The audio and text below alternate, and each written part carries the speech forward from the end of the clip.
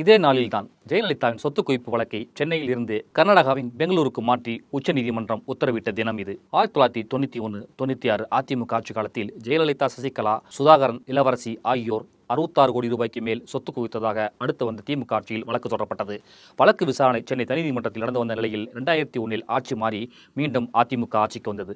ஜெயலலிதா முதல்வரான பிறகு சென்னையில் நடைபெற்று வந்த சொத்து குவிப்பு வழக்கு திசை மாற தொடங்கியது. ஜெயலலிதா, சசிகலாவுக்கு எதிராக சாட்சி சொன்ன 76 பேரில் 64 பேர் தங்களது நிலையை மாற்றி பல்டி அடித்தார்கள். இதனால் வழக்கை வேறு மாநிலத்திற்கு மாற்ற வேண்டும் என திமுக சார்பில் அன்றைய பொதுச் செயலாளர் அன்பழகன் உச்சநீதிமன்றத்தில் வழக்கு போட்டார். சொத்து குவிப்பு வழக்கை சென்னையில் இருந்து பெங்களூருக்கு மாற்றி 2003 நவம்பர் 18 உத்தரவிட்டது உச்சநீதிமன்றம். சென்னையில் இந்த வழக்கு விசாரிக்கப்பட்ட முறை பெரும் சந்தேகங்களை ஏற்படுத்தியுள்ளது என சொன்ன உச்சநீதிமன்றம் 6 வாரத்திற்குள் பெங்களூரில் ஒரு சிறப்பு நீதிமன்றத்தை அமைத்து தனி நீதிபதியை நியமிக்க வேண்டும் என உத்தரவிட்டது. இந்த வழக்கில் நீதிபதி குன்கா அளித்த தீர்ப்பால் தான் 2014 ஜெயலலிதா முதல்வர் பதவியை இழந்து பெங்களூர் பரப்பன அகரகரா சிறையில் அடைக்கப்பட்டார். பிறகு ஜாமீனில் வெளியே வந்தார்.